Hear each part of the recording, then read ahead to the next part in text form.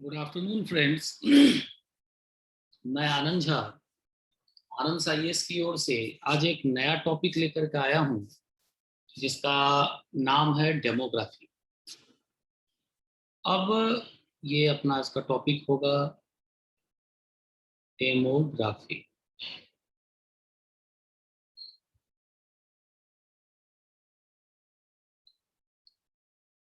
Demography के topic को लाने के पीछे मेरा उद्देश्य ये है कि यहाँ से IAS plus PCS different exams में काफ़ी सारे क्वेश्चंस बनते हैं। पीसीएस का जो पेपर होता है उसमें कई बार यहाँ से स्टेट फॉरवर्ड फैक्ट्स पूछ लिए जाते हैं कि डेथ रेट क्या है, बर्थ रेट क्या है, मोर्टेलिटी रेट क्या है।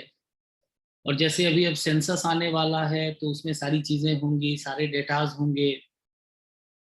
और आईएएस में मेंस का ये टॉपिक बन जाता है। पीटी में भी कब में एक आध बार 2012-13 के आसपास में क्वेश्चंस आए हैं इससे, प्लस मेंस का ये टॉपिक बन जाता है। मेंस में जैसे अनएम्प्लॉयमेंट के साथ, पॉवर्टी के साथ हम डेमोग्राफी को जोड़ने की कोशिश करते हैं, हम डेमोग्राफिक डिविडेंड निकालने का प्रयास करते हैं। हम ये देखते हैं कि टोटल पॉपुलेशन में डेमोग्राफिक डिविडेंड हमारा कितना है, अर्थात जो कार्य करने वाली पॉपुलेशन है, जैसे 14 वर्ष से नीचे के बच्चों को हम नहीं जोड़ेंगे, 60 साल हमारा रिटायरमेंट का एज है तो उसके बाद के लोगों को हम नहीं जोड़ेंगे। टोटल पॉपुलेशन में देखते हैं कि वर्किंग पॉपुलेशन हमारा कितना है, उस हिसाब से हम कई बार मतलब बेरोजगारी वगैरह की चीज़ों को निकालने का काम करते हैं। एनएसएसओ इस पे काम करता है। तो अपने आप में आज का टॉपिक काफ़ी महत्वपूर्ण होने वाला है। आप लोग इसको देखें और मतलब लाइक और शेयर और अपने कमेंट मेरे आनंद आईएएस का जो यूट्यूब का चैनल है उस पर जरूर करें। इसके लिए मैं आप लोगों का सदा आभारी हूँ, आभार प्रस्तुत करूंगा। अब आइए हम बात करते हैं डेमोग्राफी की। तो जब हम डेमोग्राफी वर्ड को ब्रेक करेंगे तो डेमोग्राफी दो वर्ड से बनता है। पहला है डेमोस। डेमोस का मतलब होता है पीपल, लोग।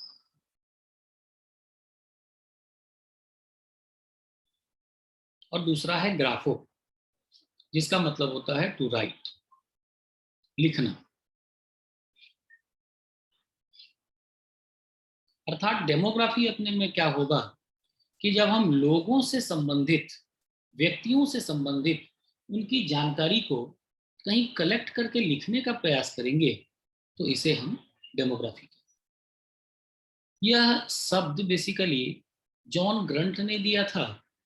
ये शब्द डेमोग्राफी, इसको बेसिकली जॉन ग्रंट ने दिया था। अब हम यदि डेफिनेशन, इसकी परिभाषा की बात करें तो डेमोग्राफी के लिए कहा जाता है कि डेमोग्राफी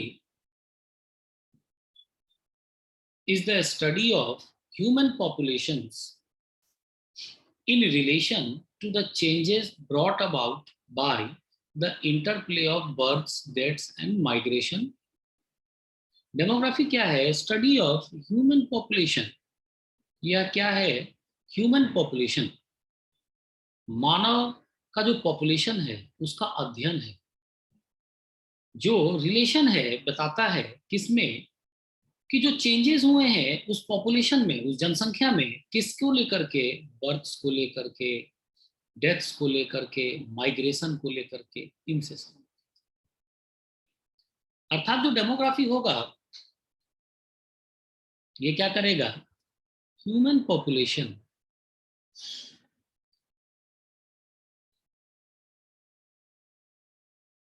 में होने वाले चेंजेस को बताता है।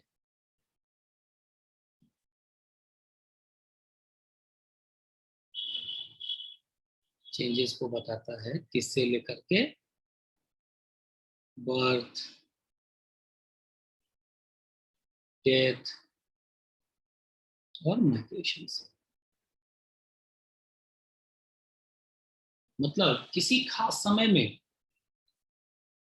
किसी खास एरिया के पॉपुलेशन में जो भी चेंजेस आए हैं, जन्म से रिलेटेड, मृत्यु से रिलेटेड, माइग्रेंट से रिलेटेड, ये सारी चीजें हम उसके डेमोग्राफी के अंतर्गत कैलकुलेट करते हैं या जोड़ते हैं। ये परिभाषा दी थी प्रेसेट नाम के जनसंख्या विद ने।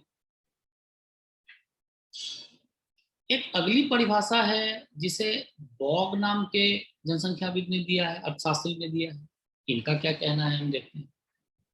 ये कहते हैं कि demography is the statistical and mathematical study.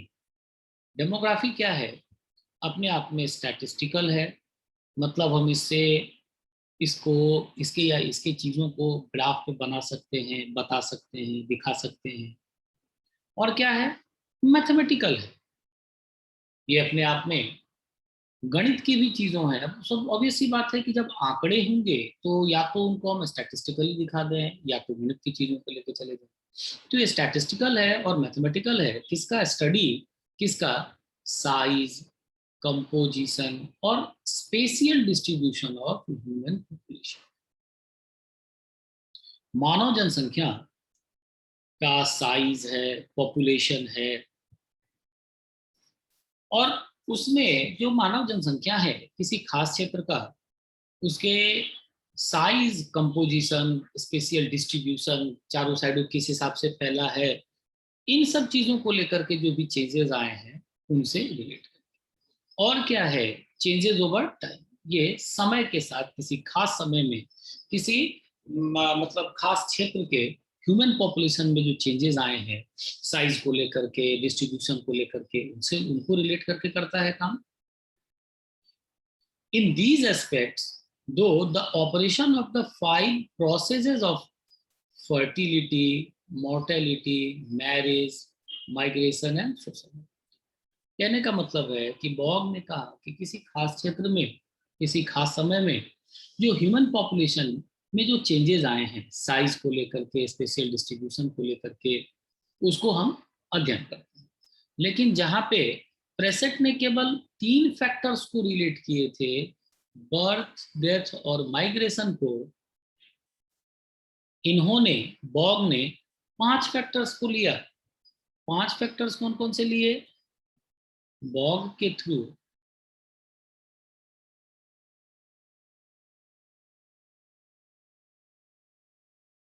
5 factors आते। कौन सा आता है? पहला है फर्टिलिटी,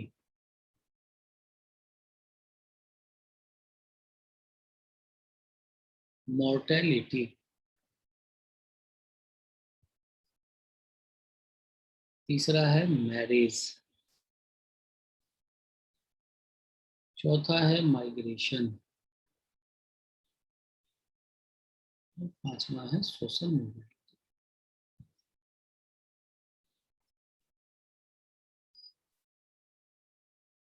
एक एक करके मतलब समझेंगे। फर्टिलिटी का मतलब होता है कि 15 टू 44 एज ग्रुप के कितनी सारी महिलाओं ने चाइल्ड बर्थ दिए। मॉर्टेलिटी, मृत्यु दर, कितने लोग गुजर गए। मैरिज, कितने लोगों की शादी हुई। माइग्रेशन, कितने लोग एक जगह को छोड़ के दूसरी जगह की तरफ प्रवास कर गए। और सोशल मोबिलिटी, कितने लोग सोसाइटी में मूव कर रहे हैं। इन 5 फैक्टर्स को रिलेट करके बॉग ने अपने डेफिनेशन को दिया। अब यदि हम कंसेप्ट की ओर बढ़ें तो डेमोग्राफी क्या कहता है? डेमोग्राफी का कंसेप्ट कहता है कि demography is the branch of social science. ये क्या है? समाज विज्ञान का एक ब्रांच है जो डील करता है study of size, structure and distribution of population. 3 चीजों को मेनली ये कोरिलेट करेगा। साइज, जनसंख्या की साइज क्या है। स्ट्रक्चर कैसा है, मेल कितने हैं, फीमेल कितने हैं, कहाँ पे पॉपुलेशन डेंसिटी ज़्यादा है, कहाँ लोग कम है। और डिस्ट्रीब्यूशन ऑफ पॉपुलेशन, किस टाइप से वेरिएशन है, डिस्ट्रीब्यूशन है, इन चीज़ों को लेकर। साथ ही साथ spatial and temporal changes in them in the response to birth, migration, ageing and. और ये जो साइज, स्ट्रक्चर और डिस्ट्रीब्यूशन ऑफ पॉपुलेशन को डील करेगा, तो ये अचानक से डील नहीं करता है। इसके लिए मेनली उस समाज में या उस पॉपुलेशन में हो रहे चेंजेस को हम नोट करते हैं। किससे रिलेट करके चेंजेस को हम नोट करेंगे? जो कि बर्थ से हुआ है, मतलब कितने लोगों का जन्म हुआ, कितने लोग माइग्रेट कर गए, कितने लोग एजिंग के फैक्टर में आए, मतलब जो पहले बच्चे थे अब वो 18 साल से बड़े हो जाएंगे तो वो वोटर्स हो जाएंगे, उनका अलग गणना हम करेंगे, और कितने लोग गुजर। तो किसी समाज का या समाज विज्ञान का एक ऐसा ब्रांच है डेमोग्राफी, जो कि अध्ययन करता है समाज के साइज का, स्ट्रक्चर का, डिस्ट्रीब्यूशन का, उसके पॉपुलेशन का, जो कि बर्थ से, माइग्रेशन से, एजिंग और मृत्यु से रिलेट करती है। अब यदि हम डेमोग्राफी को और डीपली स्टडी करें तो कई बार यहाँ से टेक्निकल क्वेश्चंस भी आए हैं, जिनमें कुछ चीजें पूछी गई हैं और सदैव ही कुछ क्वेश्चंस रहते हैं यहाँ से। अब जैसे डेमोग्राफिक इंडिकेटर्स की यदि बात की जाए तो डेमोग्राफिक इंडिकेटर्स में कई सारे इंडिकेटर्स आते हैं, जिनमें है पहला crude birth rate, general fertility rate, crude death rate, infant mortality rate, life expectancy, total fertility rate, gross reproduction rate, net production rate. मतलब ये 8 ऐसे डेमोग्राफिक इंडिकेटर्स हैं जिनको आधार बना करके पूरे के पूरे डेमोग्राफी का अध्ययन किया जाए। अब एक एक करके हम पढ़ने का काम करें। Crude birth rate, crude birth rate क्या होगा? तो क्रूड बर्थ रेट को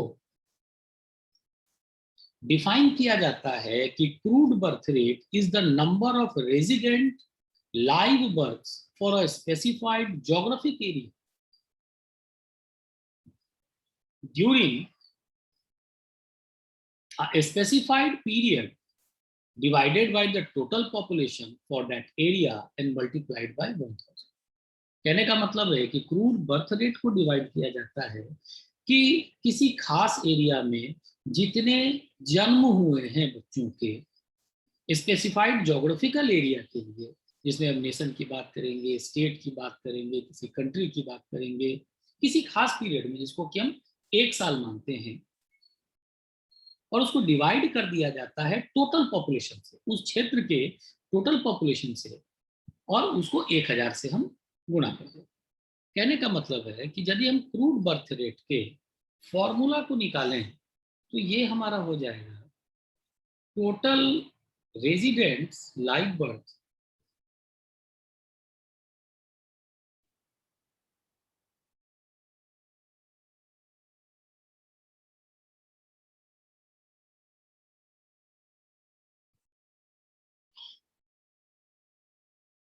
divided by total population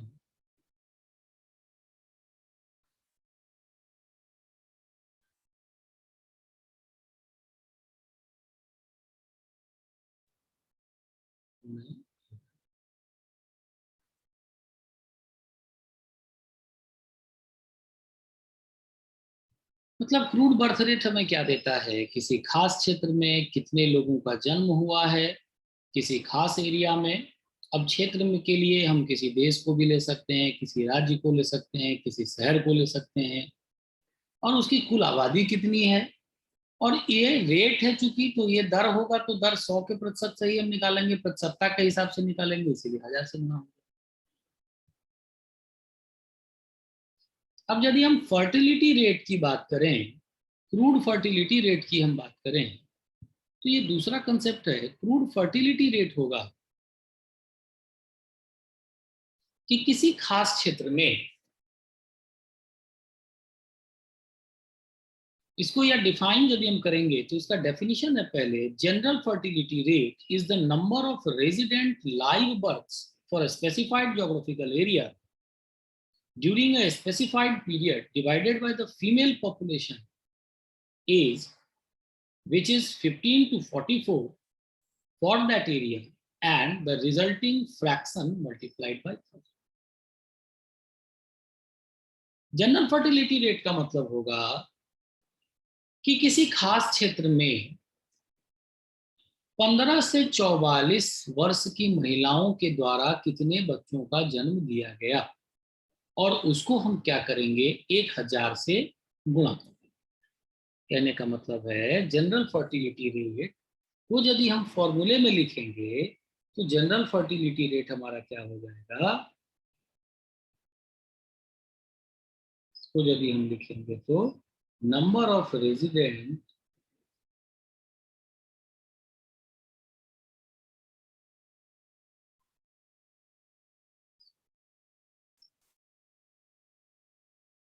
live births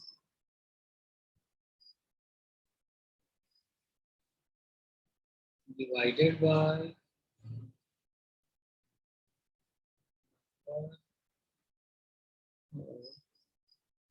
females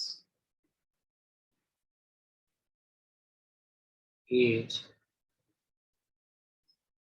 से 15 से 44 years of population, इसको हम मल्टीप्लाई कर देंगे।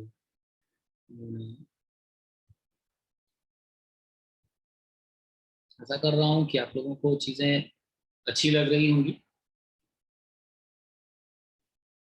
अब यदि हम अगले कंसेप्ट की ओर बढ़ेंगे, जरा इन चीजों को इरेज कर दूं।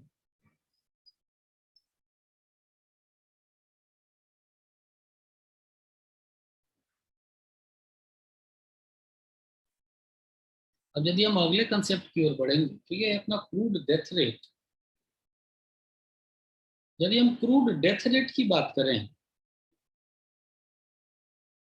तो ये भी कोई नई चीज नहीं है, इसको भी हम कहते हैं। इसके भी यदि हम परिभाषा में पढ़ें तो क्रूड डेथ रेट की परिभाषा होती है कि crude death rate is the total number of deaths to the resident in a specified geographical area divided by the total population for the same geographical area for a specified time period and multiplied by 1,00,000। ध्यान रखिएगा, crude death rate में और कुछ नहीं होगा, चीजें same ही रहेंगी, बशर्ते हम क्रूड डेथ रेट में क्या करेंगे कि 1,00,000 लोगों पर किसी क्षेत्र में एक वर्ष में मरने वाले टोटल लोगों की संख्या को काउंट। इसको ऐसे देखेंगे, क्रूड डेथ रेट ये बराबर हो जाता है टोटल रेजिडेंट डेथ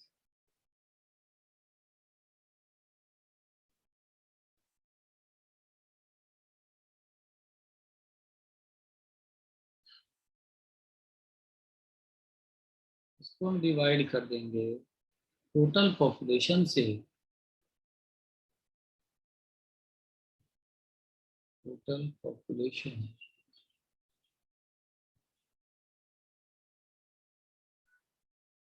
कर देंगे इसको 1,00,000 से। ये हमारा हो गया टोटल डेथ। इसके बाद है infant mortality rate. Infant mortality rate की जहां तक हम बात करेंगे तो इन्फेंट मोर्टेलिटी रेट है हमारा किसी खास क्षेत्र में 1,000 बच्चे पर एक वर्ष तक के बच्चों की मरने वाले दर की संख्या। इसको कहा जाता है कि IMR is the number of deaths per 1,000 live births of children under 1। 1,000 बच्चों पर उस क्षेत्र में पर्टिकुलरली कितने बच्चों की मृत्यु हुई, इसे हम इन्फेंट मोर्टेलिटी रेट के रूप में जानते हैं। अब यदि हम इन सारी चीजों की बात करें तो आप ये देखिएगा कि इन सारे सेंसस, इन सारे डेटाज को बेसिकली सेंसस के लिए यूज किया जाता है। अभी जैसे हमारे यहाँ सेंसस होने वाला है 2021 में, जनसंख्या, नए जनसंख्या के आंकड़े आएंगे, जनसंख्या आयुक्त हैं, ये सारी चीजों पर ध्यान करेंगे। आप जब देखिएगा जनसंख्या के आंकड़े तो सारी चीजें आपको। अब अगला पॉइंट है इसमें लाइफ एक्सपेक्टेंसी, जीवन प्रत्याशा। जीवन प्रत्याशा क्या है? जीवन प्रत्याशा होता है किसी खास क्षेत्र में रहने वाले लोगों की कुल उम्र की गणना, कितने दिनों तक लोग जीते हैं, इन सारी चीजों के बारे में देखा जाता है। इसको यदि हम लिखें तो ये ऐसे कहा, इसको यदि हम कहने की कोशिश करें तो इसको हम ऐसे कह सकते हैं कि life expectancy is a statistical measure of the average time an organism is expected to live based on the year of its birth, its current age, and over demographic factors, including biological sex.